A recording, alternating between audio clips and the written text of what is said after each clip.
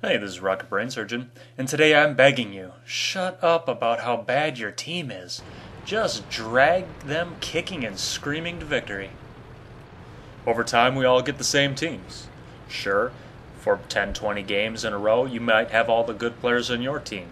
Sure, for 10, 20 games in a row, the good players might be all on the enemy team. But over 100, 200, 300 games, the more games you play, the more it evens out.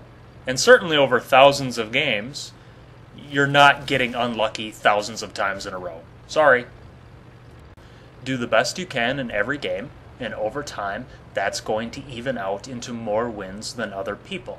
You're not going to be able to carry every game. I'm not pretending that you can. I'm not saying that I can. I'm not saying that anyone can.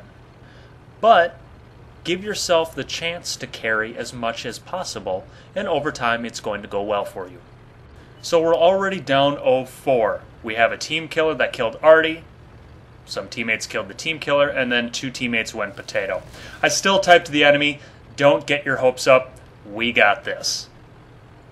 And when I say we, I mean I'm putting my big boy carry pants on. There's no we here. Forget the concept of we.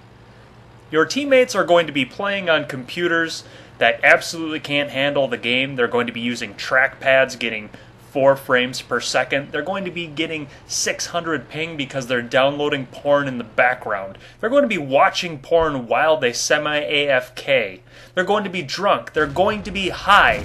They're going to have terrible hand-eye coordination to begin with. Don't rely on your team. There is no team. So I know it's all on me. The first thing I need to do is conserve hit points for the carry. Instead of going and peeking into the grinder and taking damage, I'm actually going to just snipe for a moment and do what I can right here.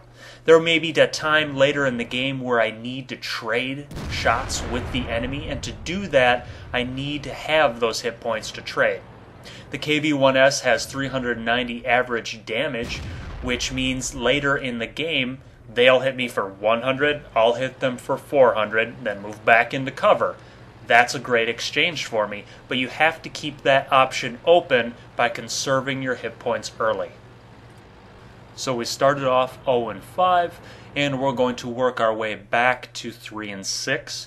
El Haluf, the new version, is very good for the KV-1S because it's more of a peekaboo map, so I can trade favorably. The downside is that the KV-1S has very short view range, so I do need my potato teammates to spot some things for me. In this game, I get 2 semi-blind kills. I shoot at the Su-85 in the distance. Just because he's not on the map doesn't mean he's not there. He really couldn't have traveled very far in that time frame, so I let the shot fly. So we worked our way back to 5-7. The enemy also has 2 tanks in the middle of the map where they're most likely going to die. The only teamwork that's going on right now is my team is walking out to die, and I'm taking advantage on what they accidentally light up. I know that sounds harsh, and your team will contribute in more meaningful ways many times, but the first step towards getting better is to realize that you only have control over what you do, not what anyone else does. So complaining about everyone else is just a waste of time. Huge waste of time. You can't stop them from running into a hail of bullets. You can't. Don't try. So there's 2 teammates in A1B1 who are keeping the enemy KV-1S and ARL up in A2, A3, and they're not going to move. They're just going to sit there forever. So I'm going to move to flank the enemy that's moved into the middle section. This is an instance where I'm going to use the limited skill that my teammate has for something good.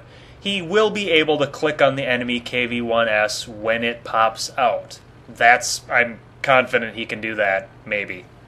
So, that's why I'm comfortable leaving this area. I think that they're going to simply hide away from that ARL because they don't want to get clicked on. I am not confident in my teammates' ability to actually defend the cap, so that's where I'm going. One thing that I see people do a lot with regards to their teammates is rage about how they're going to the stupidest places on the map. Guess what? That's not going to change. People are going to go Valley in Lakeville all the time, like every time. They're going to flood Valley and it's going to be awful. Just roll with it. See if you can make that strategy work, because trying to fight against stupid is not going to win.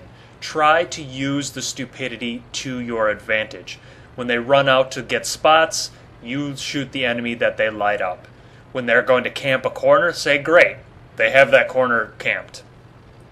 So it looks like I'm kind of out in the open here, and I kind of am, but I know that the enemy KV-1S and ARL are in A3. I rushed the shot a bit on the Churchill 3 and doink it. That was my fault. I do bounce a shot here from the left. There's something in the valley. It's either the ARL or the ELC. I take my little bit of time with the next shot and take down the Churchill. The Easy 8, I screw up, and that dead tank kind of prevents me from escaping a little bit. However, my team manages to kill some of the enemy. Yay for them. It's around this point that the person who started it all, the ELC, who started with team-killing artillery and put us in his early 0-5 hole, starts raging on us because he wanted us to lose. When your team is doing all it can to make you lose, don't get mad. Just put your carry hard pants on and drag them kicking and screaming to victory. Hope you enjoyed. Happy hunting.